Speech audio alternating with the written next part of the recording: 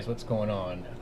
So today is the long anticipated video of the PX4 versus the Hudson H9 practical accuracy and recoil and stuff like that. You're probably wondering why I've got my 686 here, and the reason, or the answer is because I needed to use something that I'm really accurate with for a baseline for practical accuracy. I can drill holes within holes with this revolver here. This is a Smith Wesson 686-6, all stainless, polished, 6-inch barrel, full barrel underlug, the whole 9 yards. But I took this this morning, along with my Hudson H9, which I recently purchased about 2 or 3 weeks ago, and the Beretta PX4 Storm Compact. So if you're into Glocks, it would be like the Glock 19 sized pistol, and I wanted to put them up, head to head in terms of putting two recoil mitigating pistols against one another to see which one came out on top. Now, one of the first things I discovered from the get-go was that even though that the Hudson had a steel frame, it was only a couple of ounces heavier than the PX4, which has a plastic polymer fiberglass embedded frame, lower half. So that was a bit of a pleasant surprise. I thought it was going to be a lot heavier than it was, but it actually turned out not too bad. So in this first video, what you're going to see is I'm going to do 5-shot groups, and targets 1 was with this 686, and target 2 was with the Beretta PX4 Storm Compact, and target 3 is the Hudson H9. And if I'm not mistaken, I ran two passes to start this off. So sit back and watch, and I'll reel the targets in, and you'll get an idea of how it performs. Full disclosure, this was the first time that I ever shot the Hudson, and this was the first magazine of each. So I put 5 rounds in the magazine of the Hudson, 5 rounds in the magazine of the Beretta, and then ran this test. So just full disclosure, but check it out, and we'll see you on the next part.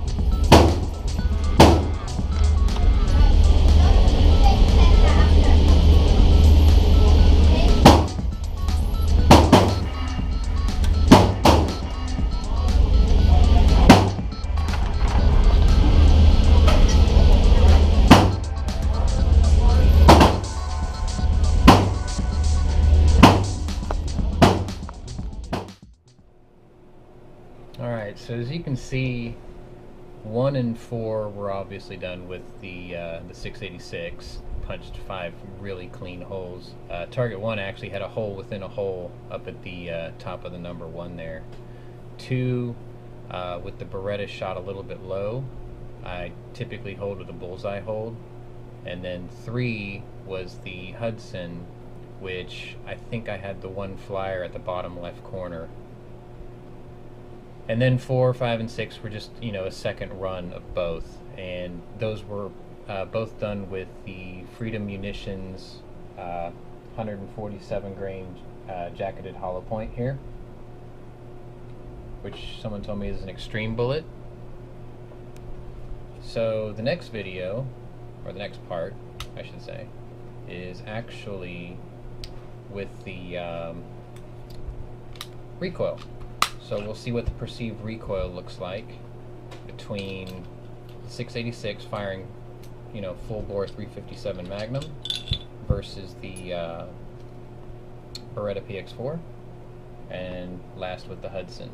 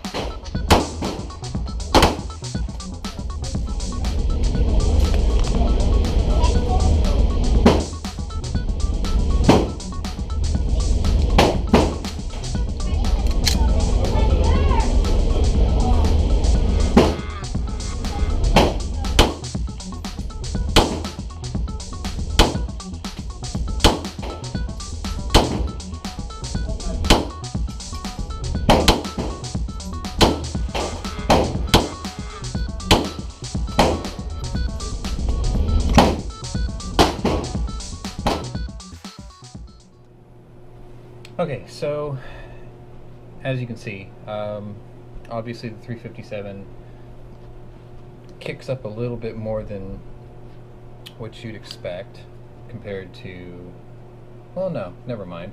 It does kick up quite a bit, but very controllable. And the Beretta had a bit of a push, actually. It was quite a surprise. And the Hudson, honestly, what it felt like to me was the Beretta wanted to lift more. Even though it has a rotating barrel, it still felt like it was lifting more, where the Hudson pushed straight back more, or it's pushed straight back more than it lifted. In all honesty, this felt like the lighter of the two. And maybe it's got a little bit to do with the extra weight. Maybe a lot of it has to do with the lower bore axis and recoil spring. But in all honesty, I really feel like the Hudson is definitely a softer shooter in terms of felt recoil. Those were also done with the Freedom 147 grain hollow points, because it was, I've heard a lot of rumors about why Hudsons tend to print low, and a lot of it had to do with the weight of bullet you choose to use.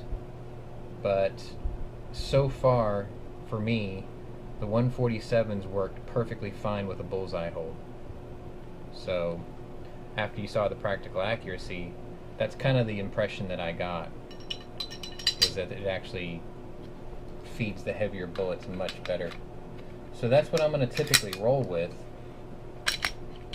And just for a little bit of fun, I'm going to roll into some footage of my 686 for accuracy, because the final video is going to show how I shoot when I'm tired. and it'll illustrate basically that I'm a stormtrooper when it comes to my Beretta. But sit tight and check out this Impractical accuracy test. The target you're going to see me point at is actually only 1.5 inches wide, and I shot it at 21 feet, so enjoy.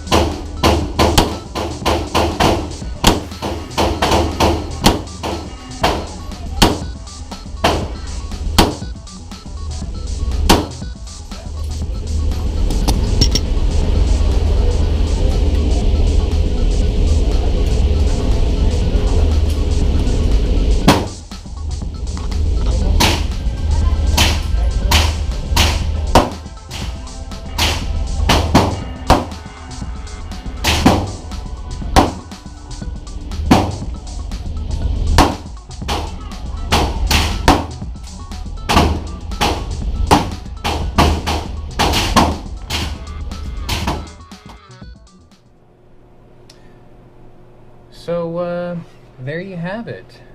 Hudson H9 versus Beretta PX4 Storm Compact. The verdict for me is that the Hudson is the clear winner for me in terms of practical accuracy and felt recoil. I mean, it's a pricey gun, you know. You can buy 2.5 of these for 1 of these. But I have a saying that the good things don't come cheap. So, you know, if you're in the market for a self-defense gun, there's nothing wrong with this. I carried this for the last 2 years. But I think this is going to be my new EDC. I love it. There's a saying that a well-machined gun feels soft in the hands, and this definitely does that. The extra little bit of weight does help quite a bit. They are both the same capacity, 15 plus 1. This accessory rail will take this light, but this is my daytime carry, so I don't really need this. And apparently I'm a stormtrooper when my hands start to get a little sore from shooting. Today's range session was actually 250 rounds of 9mm and 91 rounds of 357 Magnum for the video. I cut out a lot of stuff in between, and I appreciate you watching. If you're not a member of gunchannels.com already, I encourage you to come join. GWebs, Gun Websites, has been working very hard for the last 5 or 6 years on putting this site together for like-minded 2A individuals. You can come and meet your favorite YouTube personalities, many of which host, shows every night. You can also help support the channel by going to gearwebsites.com here and picking up patches and stickers and hoodies and t-shirts and all sorts of good stuff. And pretty much all the profits go to backing up this website financially. And what can I say? Thanks for watching. We'll see you on the next one. Appreciate it.